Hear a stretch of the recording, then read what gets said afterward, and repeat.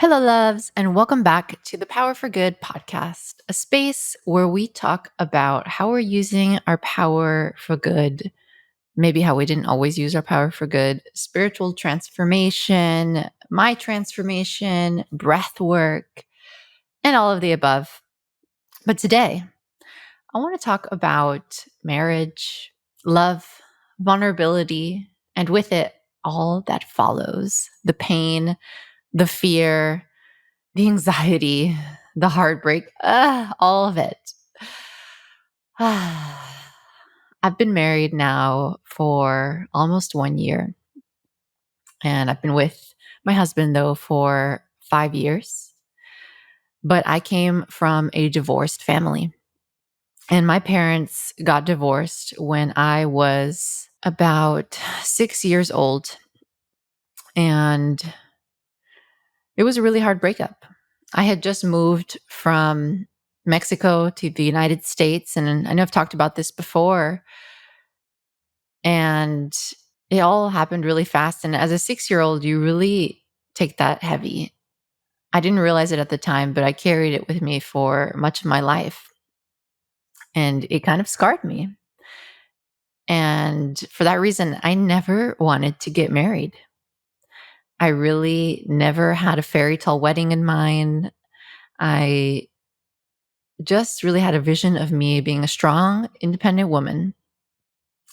So when my parents got divorced, although they stayed friends afterwards, it was very heavy because there was a lot of fighting. So even as a 6 year old, I remember a lot of that. I remember my mom locking herself in the bathroom and crying. I remember one day my dad being there and the next day him gone and me being fucking pissed off at him because he had made my mom sad and them having to force me to hang out with him one weekend here, one weekend there, Sundays doing pizza at my dad's apartment, and just a lot of confusion and a lot of pain. And that's pretty much what comes with divorce. A heaviness on the family. I remember feeling embarrassed as well. I would hang out with my friends who had, I guess, what I would call a functional family, who had their whole family unit. And I remember feeling jealous. I used to have a friend who I would go over to her house and sleep over, and her parents were married, and she had a brother and a sister. And I loved sleeping over there because every Sunday her dad would make bacon and pancakes, and he was so happy. And so the whole family would gather around, and it was such a simple thing. But for me, it felt so, so special. And this was like in my preteen years. So it had been a while since my dad had been gone. And so for me, that was like a dream. And for her, she was like, whatever. But yeah, that was secretly why I was coming to hang out with her and sleep over. But it was tough. And I missed my dad. And, part of me felt like it was my fault. And my mom was so, so sad too. And then she got all these crazy boyfriends coming through. There was the crazy Italian guy. There was the bald dude. Which I don't remember his name, but there was a lot of different guys. And she was just living her life. She was doing great, and she went on her own spiritual journey. So I do not hold any resentment towards her or my dad. They both were doing them, and it was so beautiful. But we suffered for it as well. And so I thought, I never want to get divorced. And therefore, I will never get married, ever. And that was my thought. Like, never getting married, never going through that, never putting children through that. Like, why would anyone even think about getting married? It's so stupid, right? Like, what's the point of marriage? And that's kind of how I lived my life. So here I was, 30 years old, single. I had been in many long-term relationships, one where I was kind of close to maybe thinking about marriage, but nah, exited. And a lot of toxic relationships, coming through alcoholism, coming through abuse, coming through self-abuse, coming through a lot of issues, and really hit a place in my life where I was definitely like, I will actually never get married. And this is beautiful. This is exactly what I wanted. And then I met someone and now I'm 1 year married. So, how did I get from there to here is the question. What made me change? What made me say yes? Going from a heartbroken little girl, scarred, jaded, cold heart, closed. And might I add that a lot of these toxic relationships that I was in, I had my heart broken as well. And that didn't help the situation. So I really, really closed my heart down. And how did I get there? From there to here, now, 1 year in a happy marriage, and really grateful for where I am. And that's what I want to take you through today. I want to say that the work really starts with you. And here comes cheesy line alert. Unless you love yourself, you will never be able to love someone. You've probably heard it before, but it's true. Unless you love yourself, you will never be able to truly love someone. We are so uncomfortable with ourselves. Many of us hate ourselves. So, how can we love ourselves? So, what's the first step? How do we learn how to love ourselves, get comfortable with ourselves? Like, how do we get there? How did I get there? It wasn't an easy journey. And the journey continues. But here's a little bit of my process. And I hope this can help you a little bit. If you've had your heart broken, if you had a dysfunctional family, divorced parents, and somehow you got a little jaded along the way, and maybe you're ready to open up again. Or maybe you're just working on loving yourself a little bit more. So here's the process, what I've put together from my process. First, I think it's really important to spend time alone. When I was younger, I was so uncomfortable alone. And so I would literally fill the room, fill my house, my apartment with anyone. I didn't really care who they were, friends, kind of friends, party friends, whatever. I just hated being alone. And that's because I really didn't like myself. Because when you're alone, you have to spend time with yourself. And then thoughts start creeping in, your mind starts chattering, anxiety, uncomfortable. So the more time you can start to spend alone and sit in that uncomfortableness, the better. And that leads me to the next point, which is getting to know yourself again. Once you move through that uncomfortable feeling, you'll start to get to know yourself again. You stop pushing yourself away and you start welcoming yourself in again. So who am I really? What do I actually like to do? And this leads me to my next point, which is take an inventory of your buffering behaviors and notice when you're engaging in them.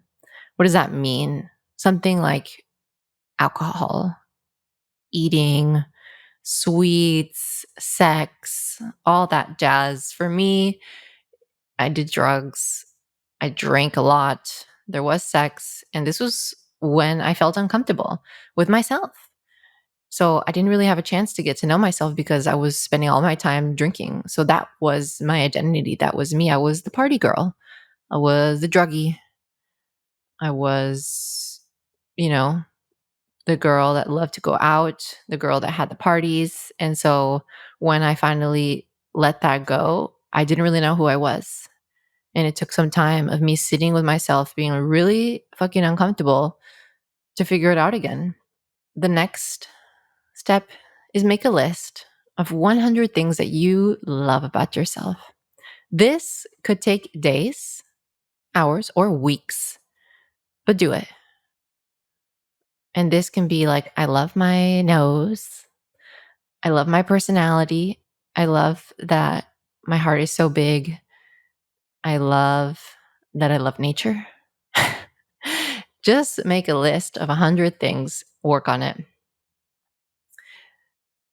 And then put together 5 affirmations. These are things that I would focus on, things that you don't really feel are true about yourself. And so there was a point in my life where I felt like I was really indecisive. And so one of my affirmations was, I am confident. I am decisive. So if you feel like you are unworthy, then a good affirmation for you would be I am worthy. So write 5 affirmations and write them everywhere. Post-it note on your computer, post-it note in your car, write them on your hand, put it on the background of your phone, everywhere. Next, connecting to the body, breath work. Practice breathing to get out of your mind and back into your body. When the negative self-talk comes up, connect back to the body. If a thought comes up, I hate myself, I am so fat, God, I'm so stupid, why did I say that? Pause. Inhale and exhale.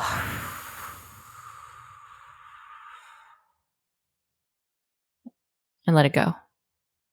Let it come in, accept it, and release it. You can do a balancing breathwork practice as well. Inhaling for 5, exhaling for 5 for 1 minute. Next is do things that make you feel good, energized, excited. This can be nourishing your body, really taking in foods that make you feel absolutely vibrant. Have a green juice in the morning, have a smoothie, things that really juice you up and make you feel good. Which leads me to another point. Do things that make you happy, have fun, have so much fun and joy. One of my goals this year was that I'm just going to surround myself with joy. I'm going to have so much fun. So do things that make you feel good.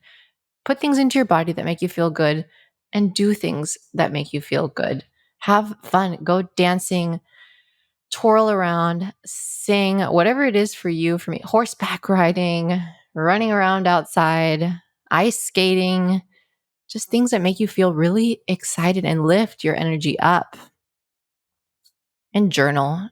Journal about the process, journal about the experience, journal about how you fucking hate everyone, journal about how you're fucking annoyed. Journal it all down. Journal about how you're paranoid that somebody's going to read your journal. Write it down. Surround yourself with people who lift you up rather than tear you down.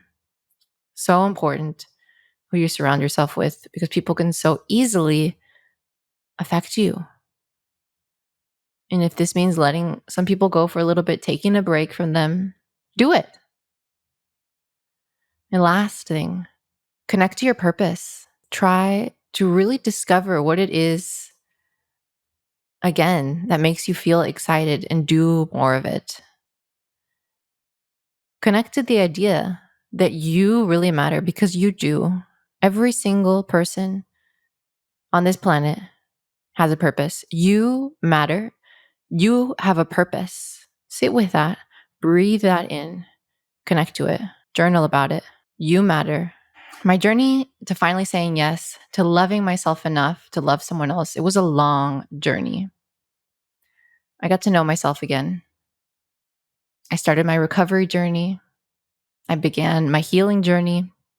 In relationships, they can be so challenging because partners are like mirrors. They show us things about ourselves that we can't see on our own. And this can be extremely shocking and extremely painful. I understand why my parents got divorced, and I understand why so many people do. Because, first of all, not everyone is meant to be together, and it doesn't always work out. But also, relationships are fucking hard. And seeing yourself and your partner, it's just too much sometimes. And unless you're ready to really do the work, your first instinct is going to be to pack up and fucking run for the hills. Unless you've taken the time to really do the work on your own, to love yourself, I think it's impossible to have a truly successful relationship. It's easy to want to run away sometimes, and that used to be my go-to. But eventually I realized that everywhere I went, there I was. The same things coming up over and over. So at a certain point, you must do the work or get out. A new relationship may feel better for a moment, exciting and new, butterflies in the stomach.